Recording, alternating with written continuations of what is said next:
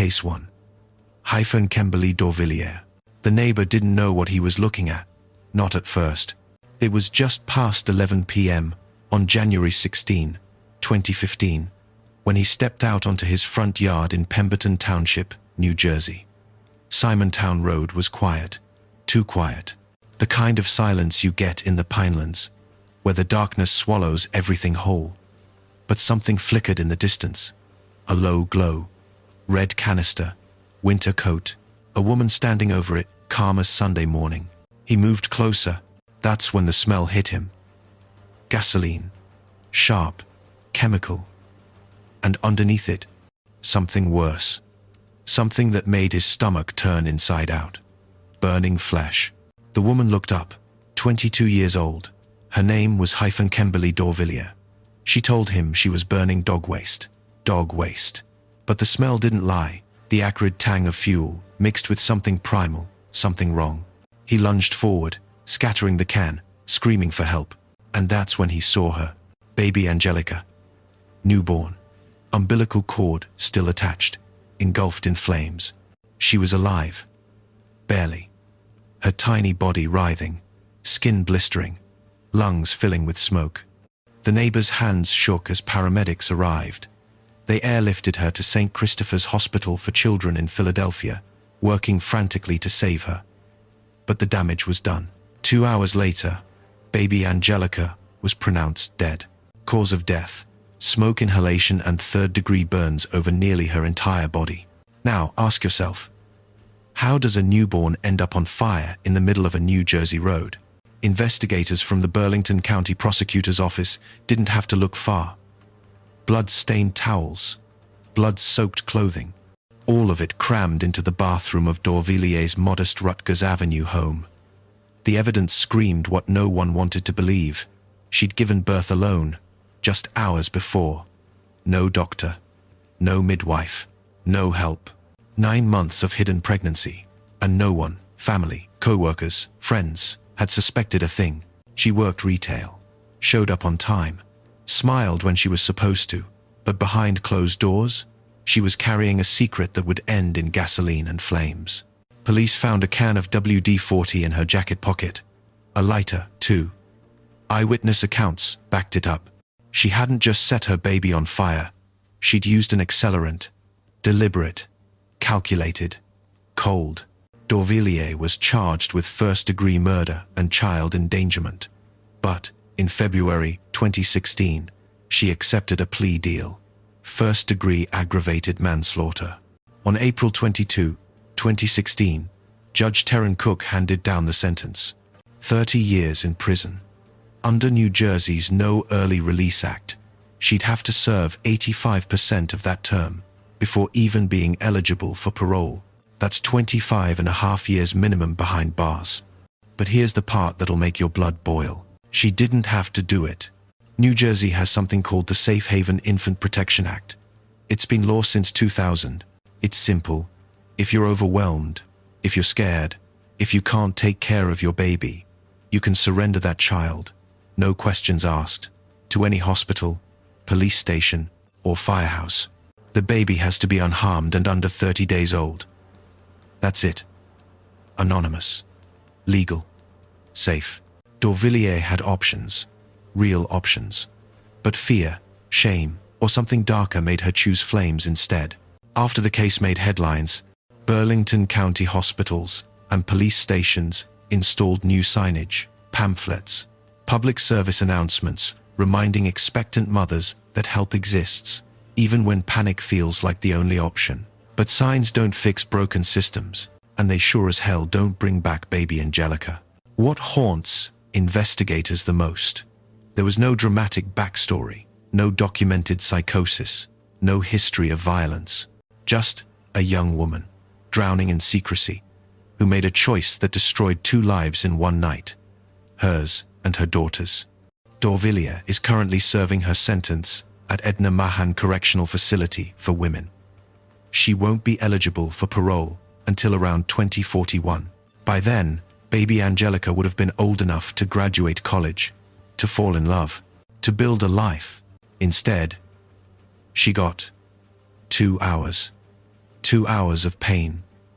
2 hours of a neighbor's desperate attempt to save her. 2 hours before the flames won. And Hyphernkemberly Dorvilier? She'll spend the next quarter century remembering the smell of gasoline and the sight of a red canister glowing in the Pinelands darkness. Before we continue, I need to know, where are you watching from right now? Drop your city or state in the comments. Because here's the thing, if just 10% of you watching actually hit that subscribe button, we could spread these stories to millions more people who need to hear them. But 90% of you will scroll past without subscribing. Don't be part of that 90%. It takes 2 seconds. Let me know where you're from, and hit subscribe. Let's make sure these victims aren't forgotten. Case 2. Chevonne Thomas.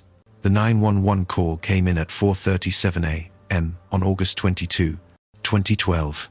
The voice on the other end was fractured, breaking, shifting between accusation and confession like a woman trying to outrun the truth. "My boyfriend did it," she said. Then, seconds later, "I did it, I'm lying." And then the line went dead. Camden County dispatchers sent units to the Parker Avenue row house immediately. What officers found inside wasn't just a crime scene. It was a nightmare that would haunt even the most seasoned investigators for years.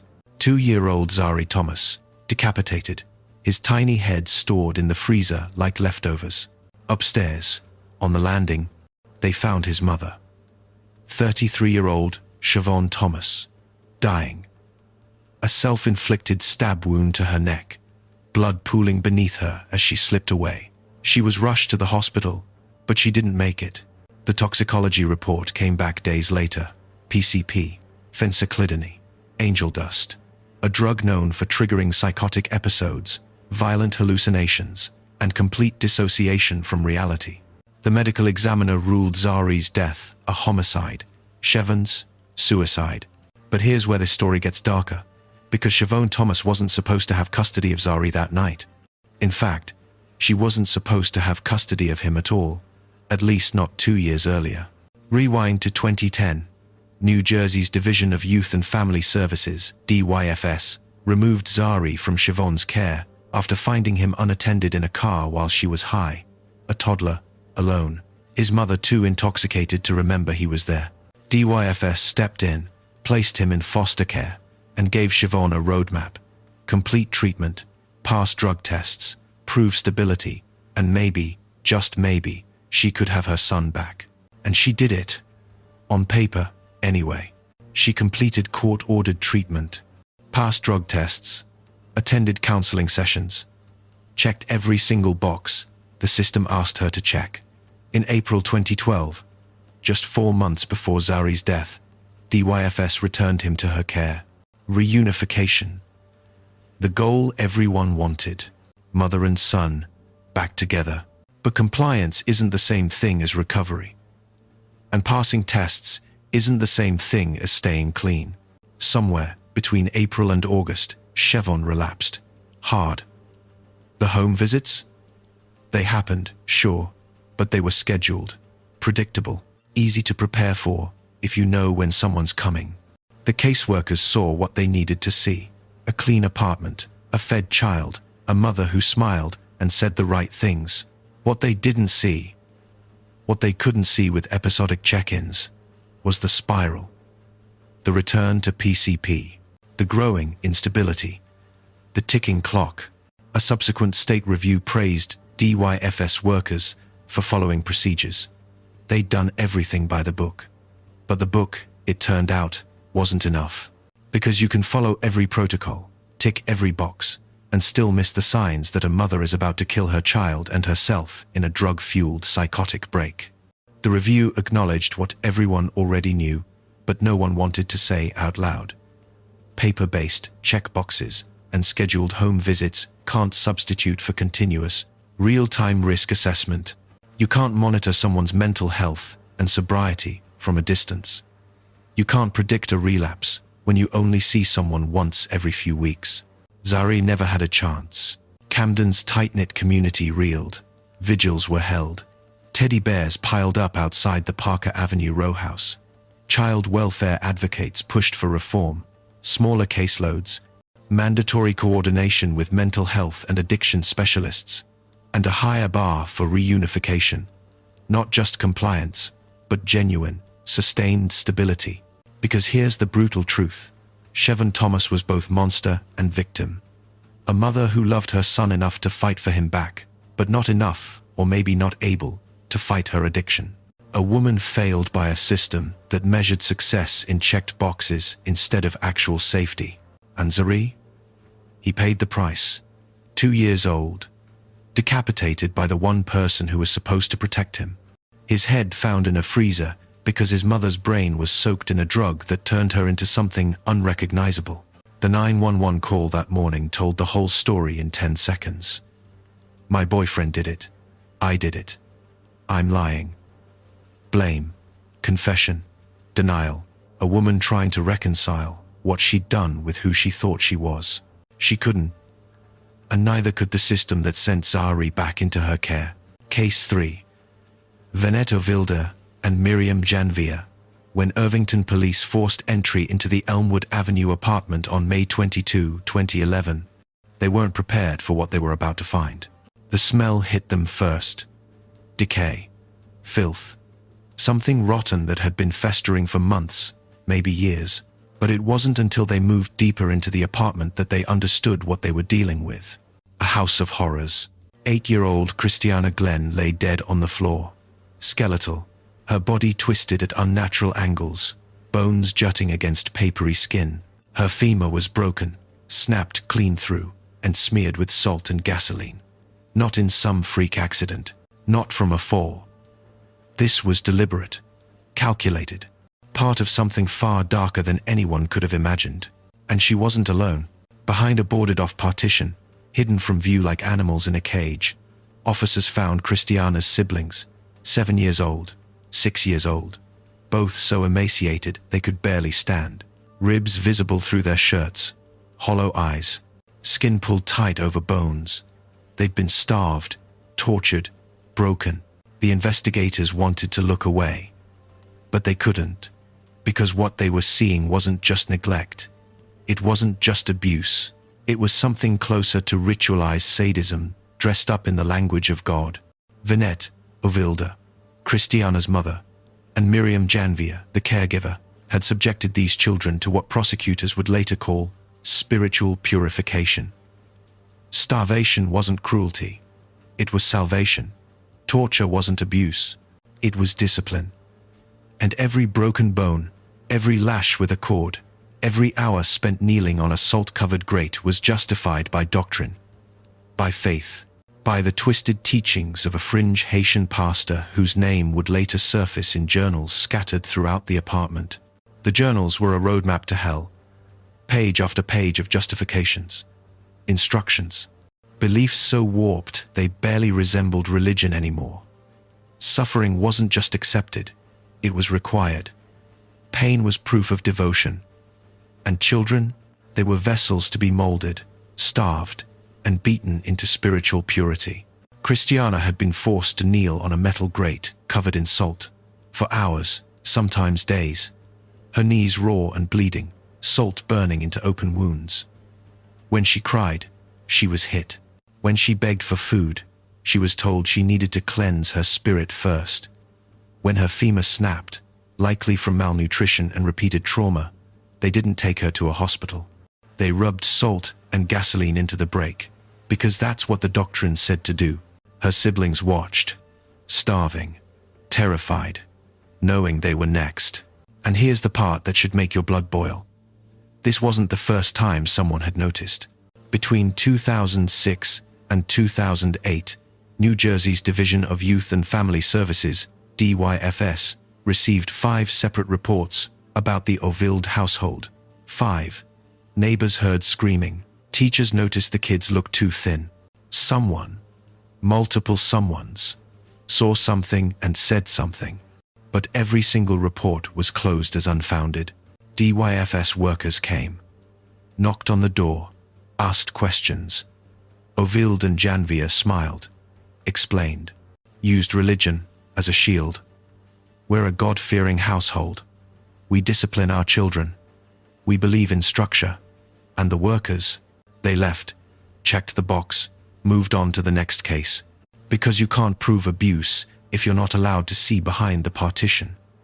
You can't save children if you take a mother's word over your own instincts. And you can't fight a system that values compliance and procedure over the messy, uncomfortable work of truly investigating. By the time police forced entry in 2011, Christiana was already gone. Her siblings were barely alive. The trial was brutal. Defense attorneys argued that cultural and religious differences shouldn't be criminalized, that Ovilde and Janvier believed they were doing right by these children, that their intentions, however misguided, weren't malicious. The jury didn't buy it. In March 2016, Venette Ovilde was convicted of aggravated manslaughter and related offenses. The jury acquitted her of murder, meaning they didn't believe she intended to kill Christiana, but they had no doubt she'd caused her death. Judge Michael Ravin sentenced her to 45 years in prison under New Jersey's No Early Release Act. She'll serve a minimum of 38 years before she's even eligible for parole. Myriam Janvier's trial focused on her role as enabler and enforcer. She wasn't the mother, but she participated. She watched. She justified. She helped hold those children down. Her conviction for child endangerment came with a lengthy sentence. Years behind bars for supervising and enabling systematic torture. Christiana's death forced New Jersey to reckon with a brutal truth. Religion can't be a shield for sadism. Faith can't justify starvation. And no doctrine, no matter how deeply believed, gives you the right to break a child's bones and call it purification. DYFS overhauled its protocols. Investigators were trained to cross-question religious justifications, to make unannounced visits, to dig deeper when something felt wrong. Interagency data sharing improved. Red flags were taken more seriously. But for Christiana Glenn, it was too late. 8 years old, starved, tortured, killed in the name of a God who never asked for her suffering. And somewhere in a New Jersey prison, Venette Ovilde still believes she did nothing wrong. Real quick, what time is it where you are right now? Comment below, because while you're sitting there, deciding whether or not to like this video, there are children suffering in silence. If you've made it this far, you care. But caring isn't enough if you don't act. Hit that like button. Share this video. Let the algorithm know these stories matter. Because if you don't, who will? Case 4. Nakira Griner, February 8, 2019. Bridgeton, New Jersey. The Amber Alert went out just after 8 p.m. 23-month-old Daniel Griner Jr. was missing. His mother, 24-year-old Nakira Griner, told police she'd blacked out. When she came to, her son was gone. Abducted, taken by someone, she didn't know who. She was frantic, crying, begging for help, and the community responded. Volunteers flooded Woodland Drive. Neighbors, strangers, church groups, everyone searching through the night. Flashlights cutting through the darkness. Voices calling out Daniel's name. People checking alleys, dumpsters, abandoned buildings. Because that's what you do when a toddler goes missing. You drop everything. You search, you pray. But Daniel wasn't missing. He was already dead. And his mother knew exactly where he was. It took less than 24 hours for the truth to surface. Cadaver dogs were brought in to sweep the area. They hit on something in the backyard, Nakira's backyard. Detectives started digging. What they found would turn a community's compassion into rage. Trash bags, a purse, and inside, the burned, dismembered remains of Daniel Griner Jr. The medical examiner's report was clear: blunt force trauma. Daniel had been beaten to death. Then his mother, his own mother, had tried to destroy the evidence. She'd burned his body, dismembered him, stuffed his remains into garbage bags like he was trash she needed to hide. Then she stood in front of cameras, tears streaming down her face, begging for help finding her abducted son. Surveillance footage unraveled her story piece by piece. Text messages filled in the gaps. There was no blackout, no abduction, no mysterious stranger. Just a mother who'd killed her child and decided to weaponize an entire community's compassion to cover it up. And here's the part that haunts people the most. This wasn't the first time Daniel had been hurt.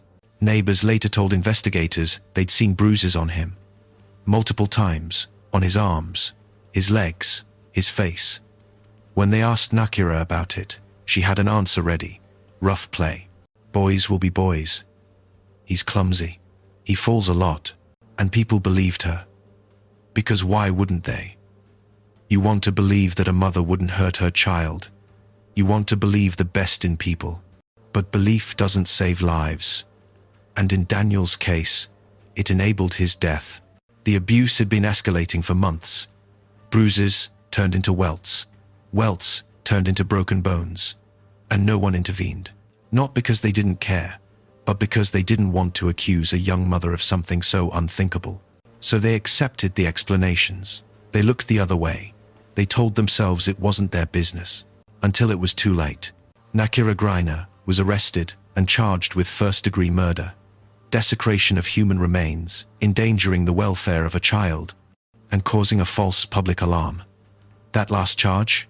That was for the fake abduction. For mobilizing hundreds of volunteers to search for a child she'd already killed. For wasting resources. For lying to investigators while her son's body decomposed in her backyard. The trial began in January 2023. Prosecutors laid out a damning case. The surveillance footage, the text messages, the autopsy report, the cadaver dogs, the neighbor's testimony.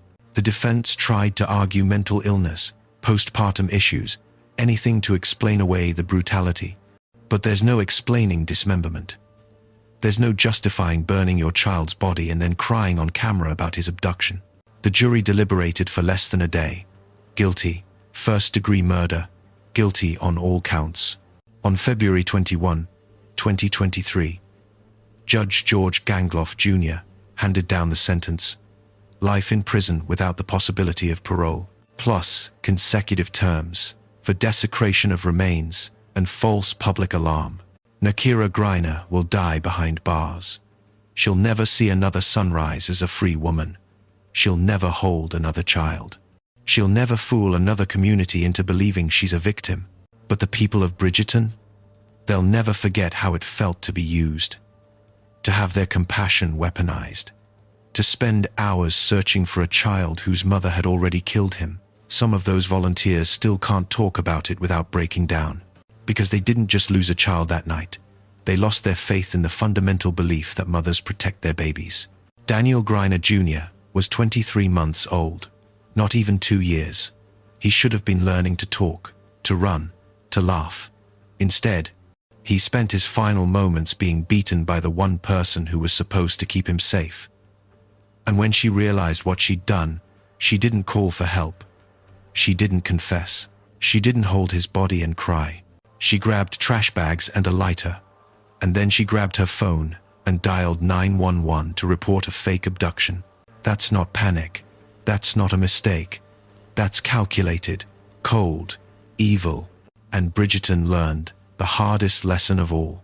Sometimes the person crying the loudest is the one who caused the tragedy in the first place. Cast 5. Jeanine Glass, July 6, 2025. Florham Park, New Jersey.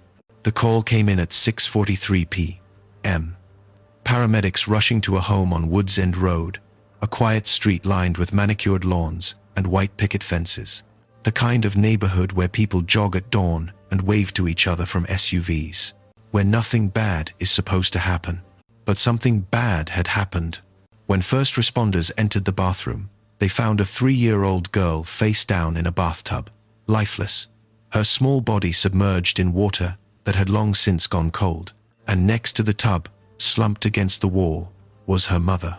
43-year-old Jeanine Glass, semi-conscious, soaking wet, pills scattered on the tile floor. Paramedics pulled the child from the water and started CPR. They worked on her in the ambulance. They worked on her all the way to Morristown Medical Center. But it was too late. The little girl was pronounced dead shortly after arrival. Cause of death: drowning.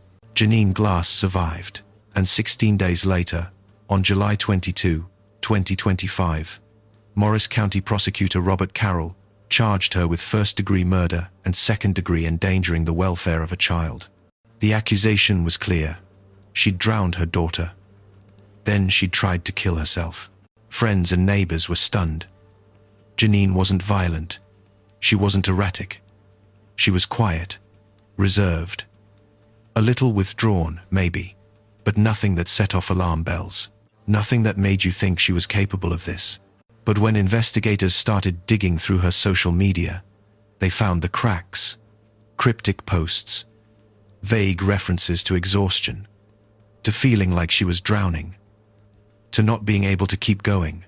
One post from early June read, "Sometimes the weight is too much.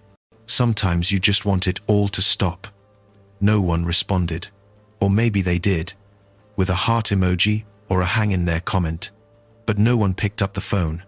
No one showed up at her door, because in places like Florham Park, you don't talk about that kind of despair. You smile, you keep your lawn green, you post pictures of your kid at the park. You don't admit that you're falling apart. You don't let people see the mess behind the curtain. And Jeanine Glass, she was drowning long before she ever filled that bathtub. After her arrest, she was held without bail and transferred to a secure psychiatric unit for evaluation. Prosecutors needed to determine whether she was competent to stand trial, whether she understood what she'd done, whether her mental state at the time of the drowning would factor into her defense. As of now, a trial date hasn't been set, but legal experts predict her defense will center on an acute mental health crisis, postpartum depression that never got treated, anxiety that spiraled into suicidal ideation, a mother who believed, in that moment, that death was mercy, that drowning her daughter and then herself was the only way to escape whatever horror was playing out in her mind. It's called altruistic filicide. A parent kills their child not out of rage or cruelty, but because they believe they're sparing them from something worse, from a future too painful to endure, from a world that feels too broken to survive. But here's the thing. Mercy doesn't drown a 3-year-old in a bathtub. Love doesn't hold a child underwater while they fight for air. And no amount of despair, no matter how deep, no matter how dark, justifies taking a life that wasn't yours to take. Florham Park is still reeling. People walk past the Woods End Road house and look away. Neighbors whisper. Parents hold their kids a little tighter. Because if it could happen there, in that pristine, safe, predictable neighborhood, it could happen anywhere. Mental health doesn't care about your zip code. Depression doesn't skip over the suburbs. And behind every manicured lawn, every perfect family photo, every forced smile at the grocery store, there could be someone barely holding on. Jeanine Glass will eventually stand trial. She'll face a jury. She'll hear the facts laid out in cold, clinical detail. The water temperature, the time of death, the evidence of a planned murder-suicide. And her defense will argue that she wasn't in her right mind, that she was sick, that she needed help and didn't get it. But none of that will bring back her daughter. None of that will erase the image of a 3-year-old face down in a bathtub. And none of that will answer the question everyone in Florham Park is asking. How did we miss this? Because they did miss it. The cryptic posts, the withdrawal, the despair hiding behind polite small talk.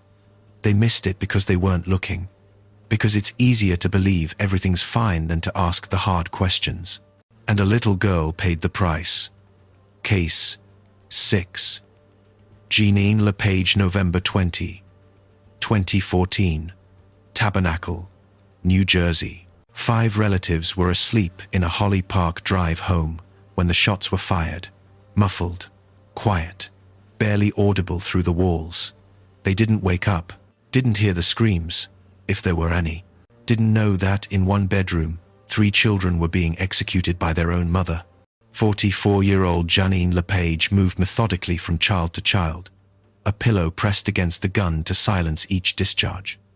One shot, then another, then another. 14-year-old Nicholas, 11-year-old Alexander, 8-year-old Nadia, each one killed in their sleep, or maybe they woke up in those final seconds, confused and terrified, staring into the eyes of the woman who gave them life as she took it away. When police arrived the next morning, Nicholas and Nadia were already gone.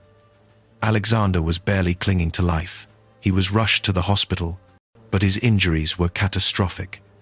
He held on for 6 days before succumbing on November 26. 3 children, 3 funerals, 3 lives erased in a single night. Jeannine LePage didn't run, didn't try to hide what she'd done. She turned the gun on herself. The self-inflicted wound didn't kill her immediately. She lingered for days, unconscious, before dying in the hospital. No suicide note was found, no manifesto, no explanation written in her own words. But investigators didn't need a note to understand what had happened. The evidence was everywhere. Financial records showing mounting debt, divorce papers, texts between Jeannine and her estranged husband filled with desperation and hopelessness. Friends who said she'd been withdrawn for months, that she'd stopped answering calls, stopped showing up to events, stopped pretending everything was okay. Jeannine LePage was drowning, and she decided to take her children down with her. It's called altruistic filicide. A parent who kills their children not out of rage or revenge, but because they believe they're saving them from poverty, from pain, from a future that feels too dark, too broken, too hopeless to survive. In their warped, depression-soaked mind, death isn't cruelty, it's mercy, it's love, it's the ultimate act of protection. But it's not mercy. It's murder. Nicholas was 14. He had friends, teachers who believed in him, a future that hadn't even started yet. Alexander was 11, still a kid, still learning who he was, still deserving of a chance. Nadia was 8 years old, barely old enough to understand what death even meant. And their mother decided, without asking, without giving them a choice, that their lives weren't worth living. Burlington County was gutted. Candlelight vigils were held outside the Holly Park Drive home. Teddy bears, flowers, handwritten notes piled up on the lawn. School counselors were deployed to classrooms where Nicholas, Alexander, and Nadia had sat just days before. Kids who'd shared lunch tables with them, who'd played with them at recess, who now had to grapple with the impossible truth that sometimes parents kill their children and call it love. Mental health advocates used the tragedy to push for better depression screening, especially for parents going through divorce or financial hardship. They called for lethal means counseling, asking doctors and therapists to directly address whether patients have access to guns, pills, or other methods of harm. Because suicidal ideation doesn't always stop at self-harm. Sometimes it extends to the people you love most. Prosecutor Robert Bernardi called it a tragedy beyond words. And he was right. Because what words can possibly capture the horror of a mother methodically shooting her 3 children while they slept? What language exists to describe the kind of despair that convinces you your kids are better off dead? Jeannine LePage believed she was sparing her children from pain. But the only pain they would have felt was hers. Her financial stress, her failing marriage, her untreated depression. She projected her hopelessness onto them and decided their fate without ever asking if they wanted to fight, if they wanted to survive, if they wanted a chance. Nicholas didn't get that chance. Neither did Alexander. Neither did Nadia. And Tabernacle learned what so many communities before them had learned. Depression doesn't always look like crying or screaming or asking for help. Sometimes it looks like silence. Withdrawal. A mother who stops returning calls and starts planning the unthinkable. The pillow she used to muffle the shots was found at the scene. An ordinary household item turned into a tool of execution. And 5 relatives slept through it all, waking up to a nightmare they'll never escape. 3 children, 1 mother, 1 gun, 1 unbearable, irreversible choice, and no note to explain why. Let me ask you something. What's the weather like where you are today? Sunny? Rainy? Doesn't matter, because wherever you are, kids are suffering, and I know you care, or you wouldn't still be here. But here's the brutal truth. Only a tiny fraction of you will actually engage. Most of you will watch, feel something, and then scroll away. Don't do that. Drop a comment. Tell me what you think. Hit subscribe. Because silence is complicity, and these stories need to reach people who can make a difference. Case 7, Michelle Heel, August 28, 2012, Toms River, New Jersey. The 911 call came in at 2:17 p.m. The voice on the other end belonged to 44-year-old Michelle Heel, a trusted family friend, someone the Hess family had known for years. Someone they'd left their 14-month-old son Mason with that afternoon while they were at work. Her voice was panicked, frantic. "He's choking," she said. "He choked on applesauce. He's not breathing right. Please, send help." Paramedics arrived within minutes. Mason Hess was unresponsive, his tiny body limp. They rushed him to the hospital, working on him the entire way. But when doctors started running scans, the story Michelle Heel told on that 911 call began to fall apart. Subdural hemorrhages, bleeding in the brain, retinal hemorrhages, bleeding in the eyes, spinal cord injuries, trauma consistent with violent shaking or high-impact force. This wasn't choking. This was abuse. Mason never regained consciousness. The injuries were catastrophic, irreversible. And the medical team had seen this pattern before, over and over again in cases of abusive head trauma. What most people know as shaken baby syndrome. Michelle Heel was arrested and charged with murder and child endangerment. But the case was complicated from the start. Both Mason's father and Michelle's husband worked for the Ocean County Prosecutor's Office. The conflict of interest was undeniable. To ensure a fair trial, the case was moved to Monmouth County. New prosecutors, new jury pool, new courtroom, but the same devastating facts. At trial, prosecutors laid out the medical evidence.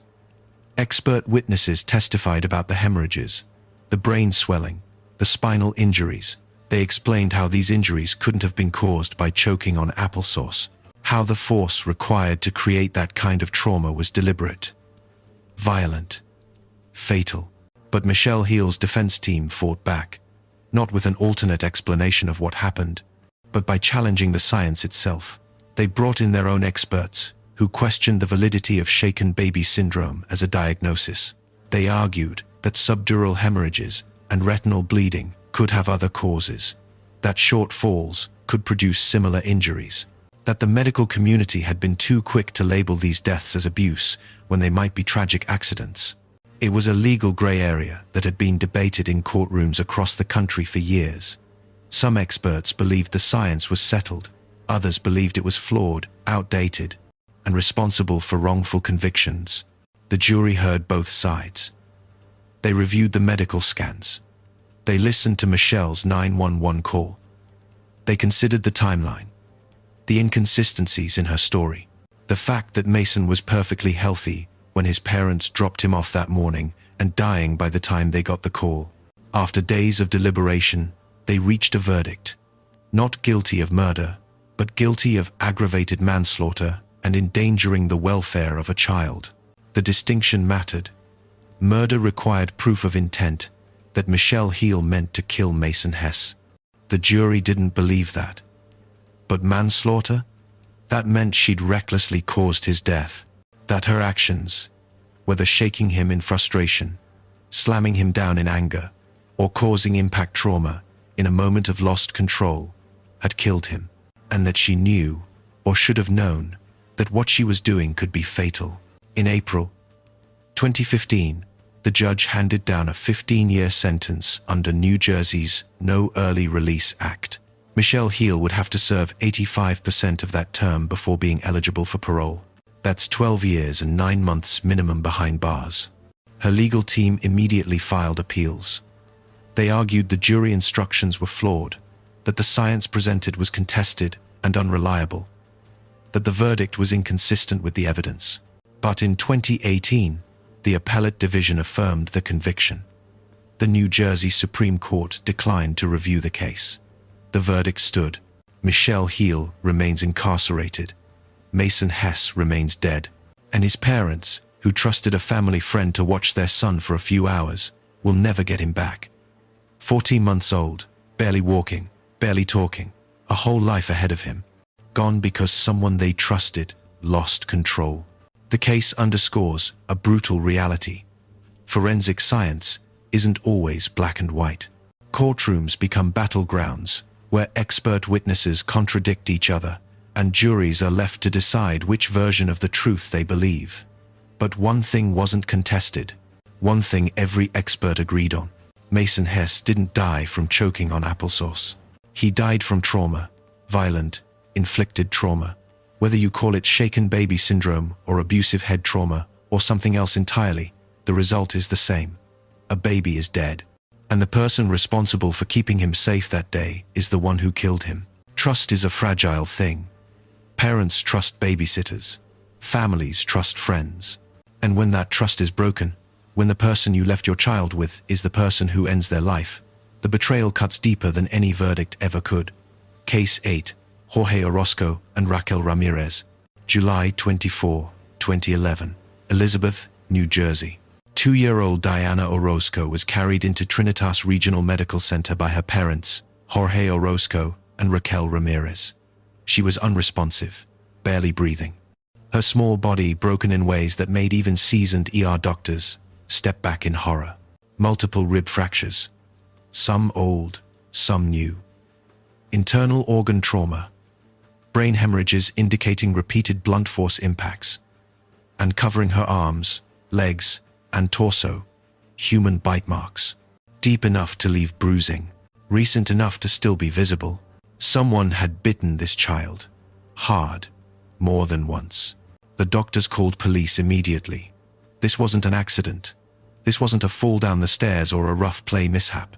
This was sustained, deliberate abuse. And the two people standing in that emergency room, the ones who'd brought Diana in, were the prime suspects. Jorge and Raquel's stories didn't match. At first, Jorge said Diana had fallen. Then, he said she'd been sick. Raquel claimed she didn't know what happened, that Jorge had been alone with Diana when she got hurt. Jorge said Raquel had been there too. Both pointed fingers. Both offered explanations that shifted every time they were questioned. But the autopsy didn't lie. Diana Orozco had been abused for months. The rib fractures showed different stages of healing, meaning they'd been inflicted over time, not all at once. The internal injuries were consistent with blunt force trauma, punches, kicks, impacts strong enough to rupture organs in a 2-year-old's fragile body. And the bite marks? Those were the most damning evidence of all, because bite marks are personal, intimate. You don't bite a child by accident. You bite them in rage, in cruelty, in a moment where inflicting pain becomes the goal. Forensic odontologists analyzed the bite patterns. They determined the marks came from an adult. The size, the pressure, the depth, all pointed to someone old enough and strong enough to leave permanent damage. Jorge Orozco and Raquel Ramirez were both arrested and charged with murder and child endangerment. Prosecutors argued that even if one parent was the primary abuser, the other was complicit. Because when you live in a house where a 2-year-old is being beaten, bitten, and starved, and you do nothing, you're just as guilty. The trial stretched over years. Defense attorneys for both argued that the state couldn't prove which parent had inflicted which injuries. That, without clear evidence of who struck the fatal blow, a murder conviction was unjust. And in a move that shocked prosecutors, the jury agreed. Not guilty of murder, for both of them, but the jury wasn't letting them walk free. Jorge Orozco was convicted of first-degree aggravated manslaughter. In 2017, he was sentenced to 37 years in prison. The jury believed he was the primary aggressor, the one who'd caused the injuries that killed Diana. Even if they couldn't prove he intended to murder her, they had no doubt he'd recklessly caused her death. Raquel Ramirez was convicted of second-degree reckless manslaughter. 16 years. The jury found that she hadn't directly inflicted the fatal injuries, but she'd enabled them. She'd watched. She'd stayed silent. She'd allowed her daughter to be tortured and did nothing to stop it. Both appealed. And in 2021, the case reached the New Jersey Supreme Court in State v. Orozco/Ramirez. The court affirmed the manslaughter convictions, meaning Jorge and Raquel would stay in prison. But it reversed their child endangerment convictions. ruling that the jury instructions on accomplice liability had been flawed. It was a legal technicality, a procedural issue, but it didn't change the core truth of the case. Diana Orozco died because both of her parents failed her, one through violence, one through silence. And the courts made it clear, enabling abuse, watching it happen, covering it up, lying to protect the abuser, carries the same legal weight as committing the abuse yourself. You don't get to stand by while your child is beaten and bitten and broken, then claim innocence because you weren't the one throwing the punches. Raquel Ramirez could have called 911. She could have taken Diana to a hospital weeks earlier when the first ribs were broken. She could have left. She could have reported Jorge. She could have done anything other than watch her daughter suffer and die. But she didn't, and that made her guilty too. The bite marks were never definitively matched to one parent over the other. Forensic odontology isn't always precise enough for that. But it didn't matter, because whether Jorge bit Diana or Raquel did, or both of them did, the result was the same. A 2-year-old girl was tortured to death by the two people who were supposed to love and protect her. And when investigators asked what happened, her parents pointed at each other and lied. Jorge Orozco is currently serving his 37-year sentence. Raquel Ramirez is serving her 16 years. Both will be old by the time they're eligible for parole, if they're ever released at all. Diana Orozco would be 16 now. A teenager. Maybe in high school. Maybe playing sports, or learning to drive, or figuring out who she wanted to be. Instead, she's a name in a court case. A victim of two people who couldn't even agree on which one of them killed her. Case 9, Chamyr Harris and Sean Tate. February 19, 2024. Franklin Township, New Jersey. The call came from the Homewood Suites, an extended stay hotel off Route 27. A 4-year-old boy, unresponsive. Staff had noticed the family living there for weeks, maybe months. Doors always closed. Curtains always drawn. Kids who never seemed to leave the room.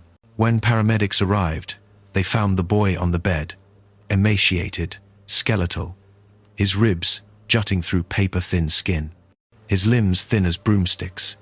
He weighed 24 pounds, half the normal weight for a child his age. He was pronounced dead at the scene.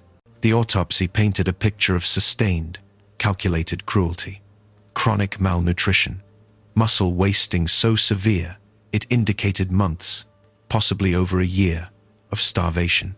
Blunt force injuries across his body, old bruises layered under new ones, and signs of smothering. Evidence that in his final moments, someone had covered his nose and mouth until he stopped breathing. This wasn't neglect. This was murder. On February 18, 2025, nearly a year after the boy's death, his father, Sean Tate, was arrested. Days later, his mother, Chamyr Harris, was taken into custody. Both were charged with first-degree murder and second-degree endangering the welfare of a child. And then investigators interviewed the other children who'd been in that hotel room. What they described was a house of horrors condensed into 200 square feet, repeated beatings. The 4-year-old being singled out, punched, kicked, starved, while the other kids were fed. They watched their brother, or half-sibling, depending on the family structure, deteriorate. They watched him beg for food. They watched him get weaker and weaker until he couldn't stand anymore. And no one outside that room knew. Because that's the thing about living in a hotel. You're invisible. There's no school sending truancy letters. No pediatrician scheduling wellness checks. No neighbors noticing the kid who used to play outside hasn't been seen in weeks. No teachers asking why a child looks too thin or has bruises. No mandatory reporters, because there's no one to report to. You pay cash or use a voucher, you keep the door closed, and you disappear into the transient system. Families bounce from motel to motel, week to week, and child welfare systems lose track. Or they never had track to begin with. The 4-year-old boy should have been in preschool. He should have been seeing a doctor for regular checkups. He should have been playing with other kids, learning his ABCs, eating 3 meals a day. 'Day. Instead, he was locked in a hotel room, starved, beaten, and told and eventually smothered to death by one or both of his parents. And the system never saw him. Franklin Township isn't some rural backwater. It's Somerset County, relatively affluent, relatively well-resourced. But even there, a child can vanish. Because when you don't have a permanent address, when you're not enrolled in school, when you're living week to week in extended stay motels, you fall through every single crack in the system designed to protect you. Prosecutors are building a case that both Sean Tate and Chamyr Harris were complicit, that even if one parent delivered the fatal blows, the other watched, enabled, and allowed their son to be tortured and starved over the course of months. Witness statements from the other children will be crucial, but also devastating. Because these are kids who watched their sibling die and couldn't do anything to stop it. As of late 2025, both Sean Tate and Chamyr Harris remain in jail, awaiting trial. If convicted of first-degree murder, they face life in prison. And given the evidence, the autopsy findings, the witness statements, the sheer cruelty of starving a 4-year-old down to 24 pounds, it's hard to imagine a jury letting them walk. But the questions linger. How many other kids are living in hotels right now, invisible to the systems meant to protect them? How many are being abused behind closed doors, while front desk staff and housekeepers walk past, unaware? How do you track children who don't have fixed addresses, who aren't enrolled in schools, who exist in a transient gray zone? New Jersey's Division of Child Protection and Permanency has since tried to improve outreach to families in temporary housing. Hotels that accept housing vouchers are now supposed to report families with children. School districts are working to identify and enroll kids living in motels, but it's reactive. Patchwork. Not nearly enough, because for the 4-year-old boy who died at the Homewood Suites, those reforms came too late. He spent his final months hungry, in pain, and invisible, and when he finally stopped breathing, smothered by one or both of the people who were supposed to keep him safe, no one outside that room even knew he existed. Sean Tate and Chamyr Harris made their son disappear long before he died. They just waited for his body to catch up. Heather Barbera, July 7, 2018, Ventnor, New Jersey. Inside a North Dorset Avenue condo, 67-year-old Michelle Gordon and her mother, 87-year-old Elaine Rosen, were beaten to death, not by a stranger, not by an intruder looking for cash or jewelry, by Michelle's daughter, Elaine's granddaughter, Heather Barbera, and the weapon, a nightstick. The same nightstick that had once belonged to Heather's late father, a retired NYPD officer who'd carried it on the streets of New York for years. A symbol of protection, of service, of law and order. Now it was a murder weapon. The scene was brutal. Blood spatter across the walls. Defensive wounds on both victims' hands and arms, showing they'd tried to fight back. Michelle, at 67, had likely tried to shield her elderly mother. Elaine, at 87, had no chance. The blunt force trauma was catastrophic. Skulls fractured, bones broken. Both women died where they fell. And Heather Barbera? She walked out of that condo, stepped over their bodies, and caught a bus to New York City. Surveillance footage captured it all. Heather leaving the building. Calm, composed.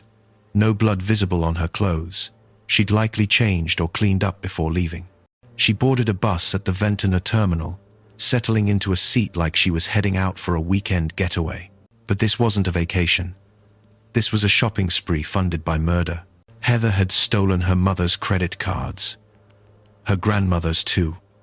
And for the next 4 days, she tore through New York City like she'd won the lottery. Designer stores, high-end boutiques, hotels, restaurants. She racked up thousands of dollars in charges, buying things she couldn't afford, living a life she'd never had. Meanwhile, back in Ventnor, Michelle Gordon and Elaine Rosen lay dead in their condo. Family members who couldn't reach them grew concerned. Wellness checks were requested, and when police finally entered the residence, they found the carnage Heather had left behind.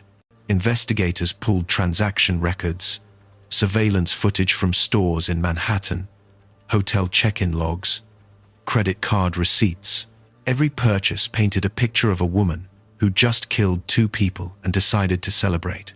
On July 11, 4 days after the murders, Heather Barbera was arrested at the Port Authority bus terminal in New York City. She was carrying shopping bags, wearing new clothes, hair and nails freshly done, looking like someone without a care in the world, until the handcuffs went on. Back in New Jersey, prosecutors laid out a case built on betrayal. Heather had been living with her mother and grandmother. They'd taken her in, supported her, given her a place to stay when she had nowhere else to go. And in return, she beat them to death with her dead father's nightstick and went shopping. There was no clear motive, no evidence of a heated argument or long simmering resentment that finally exploded. Investigators believe it was financial, that Heather wanted money, wanted freedom, wanted a different life, and her mother and grandmother were obstacles. Easier to kill them and take their credit cards than to get a job and earn her own way. In March 2020, Heather Barbera pleaded guilty to 2 counts of aggravated manslaughter.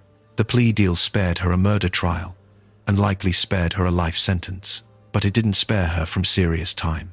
The judge handed down a 42-year sentence under New Jersey's No Early Release Act.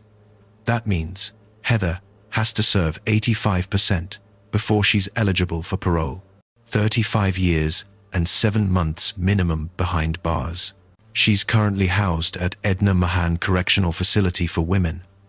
By the time she's eligible for parole, she'll be in her 70s, roughly the same age her mother was when Heather beat her to death.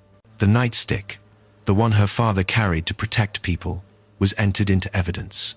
A weapon that once symbolized justice used to commit one of the most intimate betrayals imaginable. Familial violence. Daughter against mother, granddaughter against grandmother. 2 generations erased in a single act of greed and rage.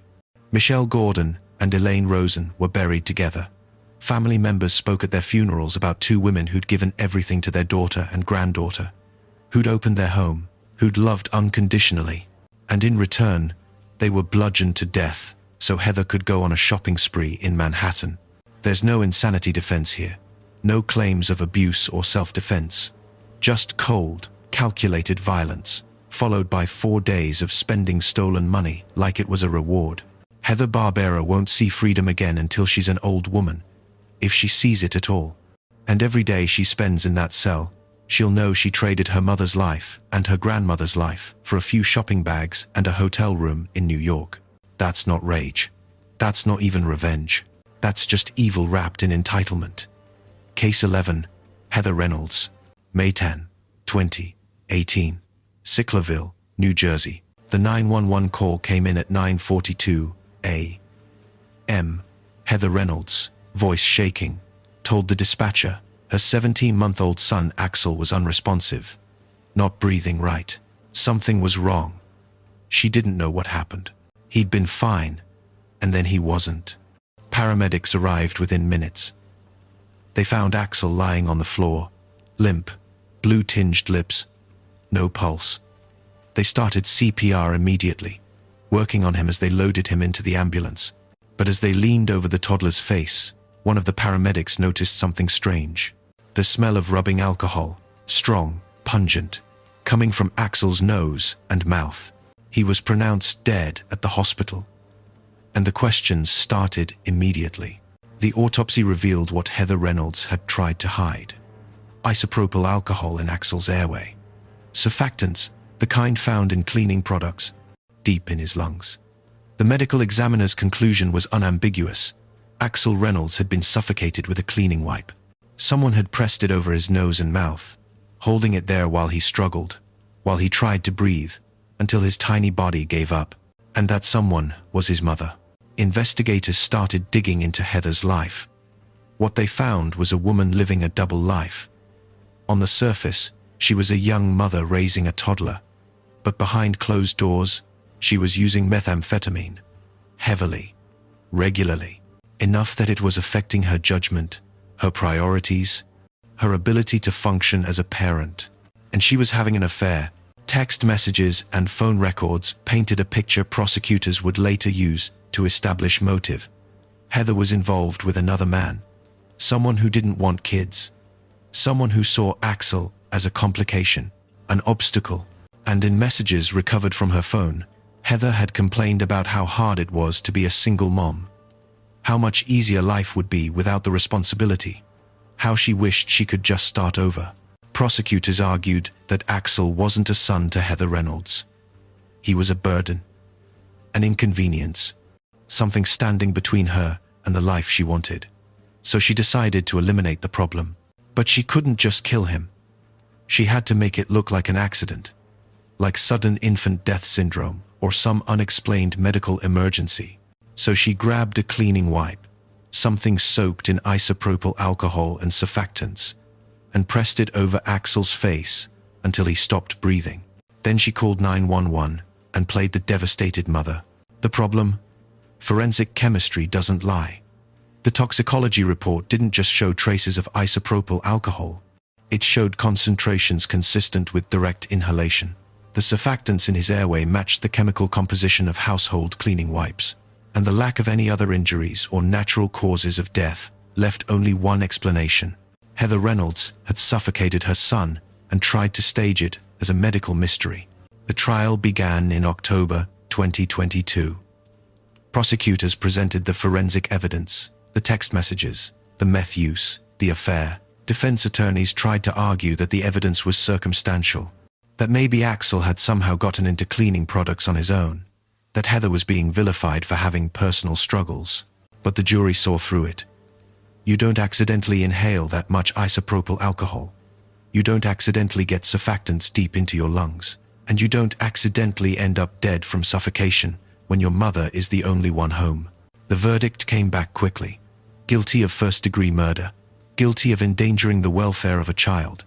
On January 13, 2023, the judge sentenced Heather Reynolds to life in prison without the possibility of parole, plus concurrent terms on the endangerment charges.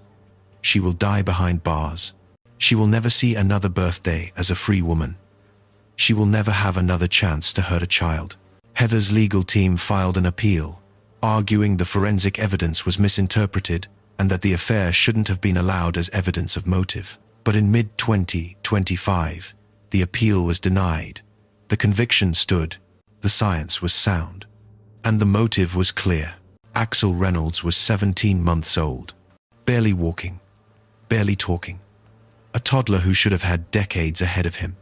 Instead, he got a cleaning wipe pressed over his face by the woman who gave birth to him, because she was using meth, because she was having an affair, because a 17-month-old baby was inconvenient. Heather Reynolds didn't lose control. She didn't snap in a moment of rage.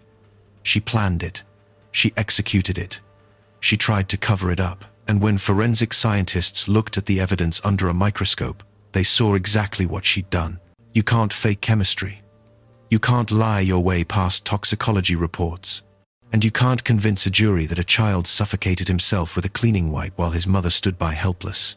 Heather Reynolds is currently serving her life sentence at Edna Mahan Correctional Facility. She's tried multiple times to overturn her conviction.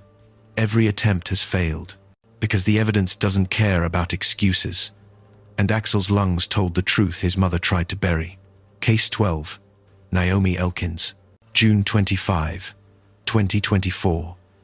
Lakewood, New Jersey. When police arrived at the Shenandoah Drive home, they found 32-year-old Naomi Elkins standing in the hallway, calm, wet, waiting for them.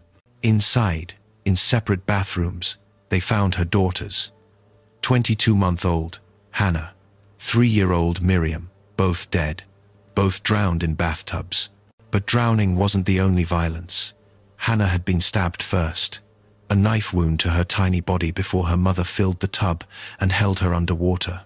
Miriam had been drowned in a different bathroom. Naomi had moved methodically from child to child, bathtub to bathtub, ending their lives one at a time.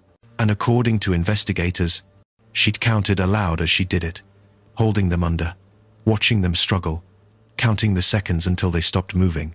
When detectives asked her why, her answer was chilling. Religious purposes. Naomi Elkins was charged with 2 counts of first-degree murder and weapons offenses related to the stabbing. But from the beginning, It was clear this wasn't a straightforward case, because Naomi wasn't trying to hide what she'd done. She wasn't claiming innocence or blaming someone else. She genuinely believed she'd done the right thing. Psychiatric evaluations painted a devastating picture: schizoaffective disorder, postpartum psychosis, a mind fractured by delusions so severe she couldn't distinguish between divine command and homicidal ideation. In her psychotic state, Naomi believed she was acting on orders from God, that drowning her daughters was a religious duty, that she was saving them, not killing them. This is what untreated mental illness looks like at its most extreme. Not violence born from rage or selfishness, but violence born from a complete break with reality. A mother so lost in delusion that she murdered her children while believing it was an act of faith. Competency hearings were immediately scheduled. Could Naomi understand the charges against her? Could she assist in her own defense? Did she even comprehend that what she'd done was wrong and beyond competency? Was she legally insane at the time of the murders? Did she know what she was doing was a crime? Or was her grip on reality so tenuous that criminal responsibility didn't apply? As of late 2025, those hearings are still ongoing. Naomi remains in custody, likely in a secure psychiatric facility, while experts evaluate her mental state both now and at the time of the drownings. If she's found not guilty by reason of insanity, she won't go to prison. She'll be committed to a psychiatric hospital indefinitely. If she's found competent and legally sane, she faces 2 counts of first-degree murder and likely will never see freedom again. But while the legal system grinds forward, Lakewood's Orthodox Jewish community has been forced to reckon with an uncomfortable truth. Mental illness doesn't care about faith. Postpartum psychosis doesn't skip over religious families. And stigma, fear of judgment, fear of being seen as weak or faithless, can stop people from seeking help until it's too late. In the wake of the tragedy, community leaders mobilized. Crisis counseling was offered. Mental health professionals were brought in to speak at synagogues and community centers. Outreach programs were launched to destigmatize therapy, psychiatric medication, and hospitalization. Because if Naomi Elkins had gotten help, real, sustained, psychiatric help, before June 25, her daughters might still be alive. Postpartum psychosis is rare but treatable. Schizoaffective disorder is manageable with medication and therapy. But you have to ask for help. You have to recognize the signs. And communities have to make it safe to admit you're struggling, without fear of shame or exclusion. Hannah was 22 months old. Miriam was 3. They should have been playing, learning, growing up in a home where their mother's love didn't come wrapped in delusion and violence. Instead, they were drowned in bathtubs by a woman who believed she was doing God's work. Naomi Elkins may never stand trial. She may spend the rest of her life in a psychiatric facility, medicated and monitored, living with the knowledge of what she did. Or she may be found competent, convicted, and sent to prison for life. But either way, 2 little girls are dead. And a community learned that faith alone can't protect you from the horrors of untreated mental illness. 12 women, 12 shattered families, 12 stories that should never have happened. If you made it this far, you're not like most people. You actually care about justice, about awareness, about making sure these victims are remembered. So here's what I need from you. Like this video. Share it with someone who needs to see it. Subscribe so we can keep shining a light on cases that others ignore. And if you see something in your own community, a neighbor, a co-worker, a family member who's struggling, say something, report it. Because silence is how these tragedies happen. Don't let that be you. Where are you watching from? What's the weather there? Drop it in the comments, and let's build a community that refuses to look away. 12 women, 12 different stories. But when you step back and look at the patterns, you start to see the same threads running through all of them. Hidden pregnancies, untreated mental illness, substance abuse that spiraled into psychosis, a child welfare system that checked boxes but missed red flags, partners who stayed silent while abuse escalated, families living in motels, invisible to every system designed to protect children, religious extremism used as a shield for sadism, and in some cases, like Nakira Griner, like Heather Reynolds, just cold, calculated selfishness, dressed up as tragedy. There's no single solution here. You can't fix this with one law, one program, one awareness campaign. Because these cases aren't identical. Needed to know about safe haven laws. Chevonne Thomas needed continuous mental health and addiction support, not just episodic check-ins. Venette Ovilde's children needed someone at DYFS willing to push past religious justifications and see the torture happening behind closed doors. Chamyr Harris and Sean Tate's son needed a system that tracks kids living in transient housing. But here's what all of these cases have in common. Someone saw something. A neighbor noticed bruises. A teacher saw a too thin child. A co-worker heard cryptic comments about despair. And in some cases, they said something. They called DYFS. They filed a report. But it wasn't enough. The system failed to act, or the report was closed as unfounded. Or the follow-up never came. Prevention is possible. Not in every case. You can't always predict when someone will snap, when psychosis will turn deadly, when desperation will become violence. But early intervention saves lives. Accessible mental health care saves lives. Unannounced home visits save lives. Teachers and doctors trained to recognize abuse save lives. Communities that don't stigmatize asking for help save lives. So if you see something, say something. And I don't just mean call the police.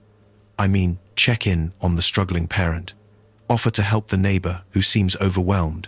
Report the child who looks malnourished or bruised or terrified. Push back when agencies close cases too quickly. Donate to organizations that support mental health, addiction recovery, and child advocacy. Because silence is complicity. And the next child who dies might have been saved if someone, maybe you, had spoken up.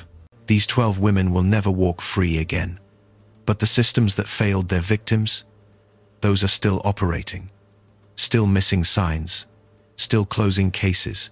Still letting children slip through the cracks. Don't let that continue. Not on your watch.